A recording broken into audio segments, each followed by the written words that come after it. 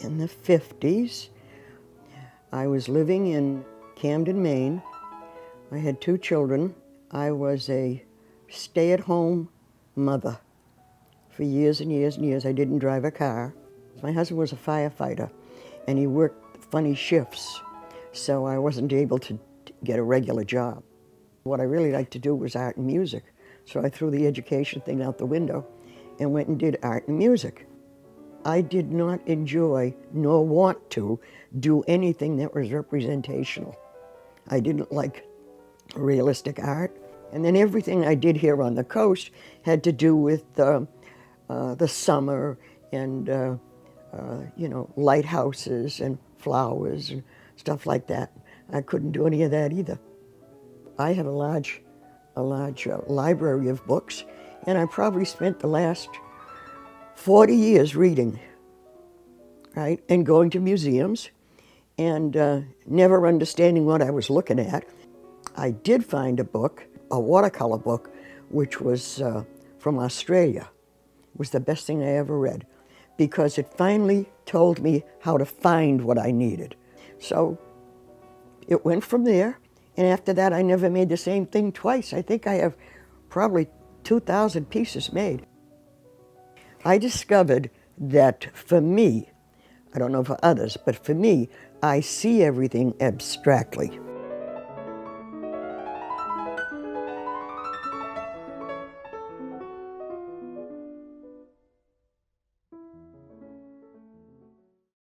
I won't go to a gallery.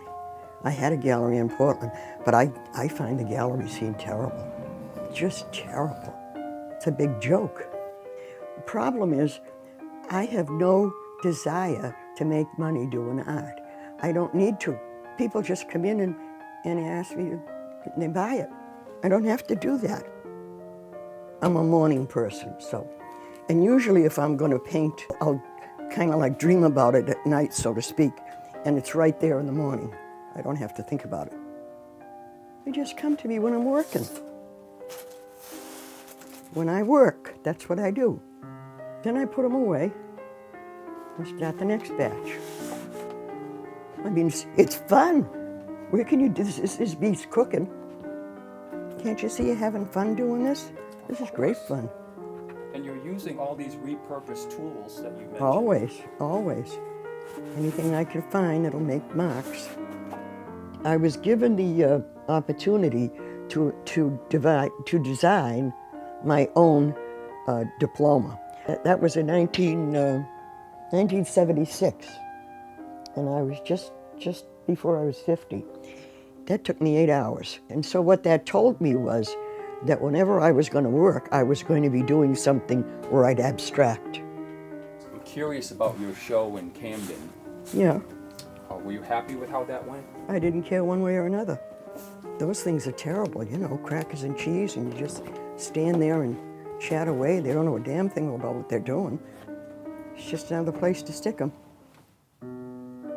They're not going to make a living. The changes are coming so fast, and there's so much going on in the world, in the digital world, that right in front of you, it's disintegrating, but you don't really know it. That's what I see. I see it's gone already. What I'm doing is in the past. And I can do it because I know what I'm doing. But I wouldn't go out and try to do anything in the new world where they do, the cloud and all that sort of thing. You have 3 ways in which art survives. It starts out, and it's generally short-lived, and it's always very rambunctious. It's the new thing, right? And then it settles in to what I call the middle time, where everybody's learning how to do whatever it is. In this case, it's IT, right? And that goes along for a long period of time. It can be 100 years or more, right? And then it starts to decay. And when it starts to decay, the new one has already started. And I think the art, as I knew it, has already started to decay. If you had a young, aspiring artist that you believed in front of you right now, what kind of advice would you offer them? If you're going to do artwork, you better get ready for the long haul, because it's hard work. There's no way to make it easy. There just is no way.